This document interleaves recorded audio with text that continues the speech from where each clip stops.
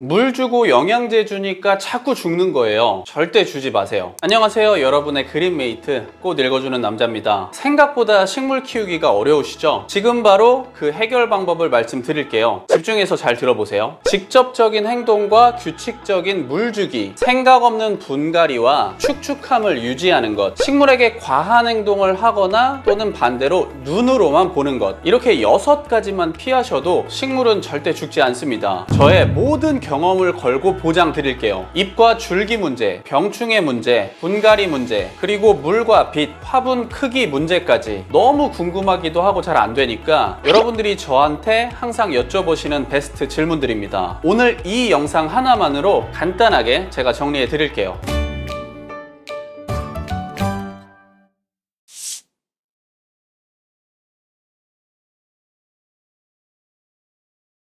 여러분들께서 가장 많이 질문 주시는 그 순서대로 하나씩 말씀드리겠습니다.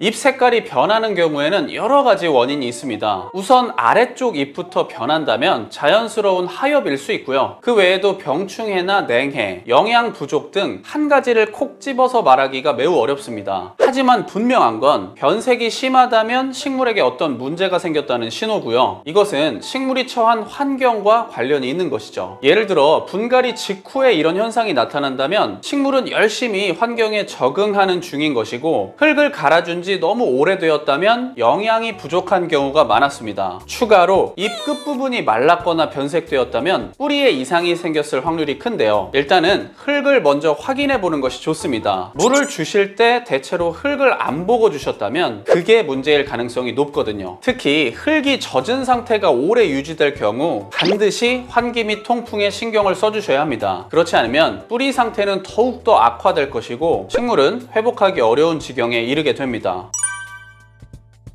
병충해는 대부분 실내가 너무 건조하거나 또는 통풍이 안 되는 경우에 많이 발생합니다. 통풍이 안 되는 경우엔 습하니까 또다시 벌레가 생기는 거죠. 일단 병충해가 보이면 해당 식물은 다른 식물과 격리시켜줘야 합니다. 그리고 나서 피해 입은 부분은 과감하게 정리하시고요. 전체적으로 물 샤워를 시켜주신 이후에 빛이 적은 장소, 공기 순환이 잘 될 수 있는 장소로 옮겨주세요. 그런데도 나아지지 않는다. 그럴 때는 저희 꽃익남TV의 병충해 영상들을 쭉 보시면서 트랩이나 살충제를 한번 써보시는 것도 너무나 좋은 방법이 될 수 있습니다.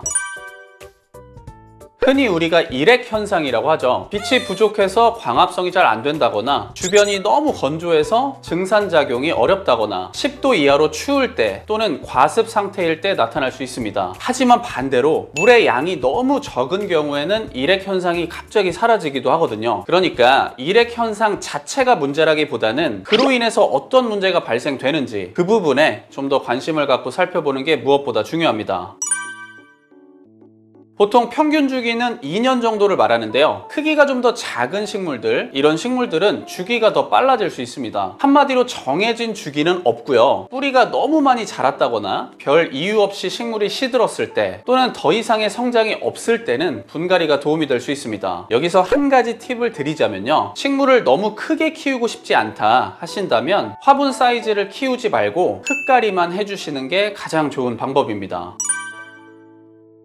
정말 놀랐었는데요. 식물에게 얼음물같이 차가운 지하수를 부어주신다거나 김이 모락모락 나는 뜨거운 물을 부어주시는 분들도 계셨습니다. 절대로 그러시면 안 되고요. 제발 화분 받침대 위에서 물 주지 마시고 화장실로 식물 데리고 가셔서 최소 3번은 물이 아래로 흘러나올 수 있도록 충분하게 물을 주시기 바랍니다. 특히나 둥근 모양으로 생긴 화분 있죠? 이런 모양의 화분에 식물을 키우실 때는 여러분들의 생각보다 더 많은 물이 필요합니다. 가장자리에는 물이 닿지 않는 경우가 너무 많거든요. 가운데만 주지 마시고요. 물이 골고루 갈 수 있도록 신경 써서 주시는 게 좋겠습니다.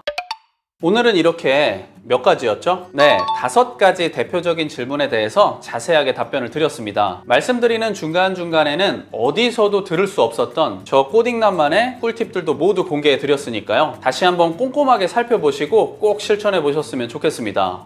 참 이 말씀을 안 드렸네요. 집에 빛이 안 들어오는데 괜찮을까요? 이 질문도 앞선 질문들 못지않게 많이 주시는데요. 완전한 암흑이라면 기생식물을 제외하고는 잘 살아갈 수 있는 식물은 거의 없습니다. 즉 그런 집 집도 없겠지만 아주 약간의 빛은 필요하다는 거예요. 식물에게 일조량이 부족하게 되면 면역력이 점차 떨어지면서 우리 집에 처음 왔을 때와는 완전히 다른 모습으로 변하게 됩니다. 따라서 아무리 음지식물이라고 해도 어느 정도의 빛은 반드시 보여주셔야 하고요. 특히나 새순이 나오는 경우에는 충분한 일조량을 확보하시는 게 무엇보다 중요하겠습니다. 무조건 직사광선을 피해야만 하는 건 정답이 아닐 수 있거든요. 이처럼 식물마다 환경마다 키우는 방법이 다르기 때문에 이 외에 궁금하신 부분은 댓글로 남겨주시면 너무 좋을 것 같습니다. 저와 여러분들에게도 많은 도움이 될 테니까요. 오늘 영상 괜찮으셨다면 좋아요 한 번씩만 꾹 눌러주시고요. 구독과 알림 설정까지 필수로 해두시는 거 꼭 잊지 마시길 바랍니다. 그럼 오늘은 여기에서 마칠게요. 식물들과 함께 즐거운 추석 연휴 되시길 바라겠습니다. 구독은 좋아요.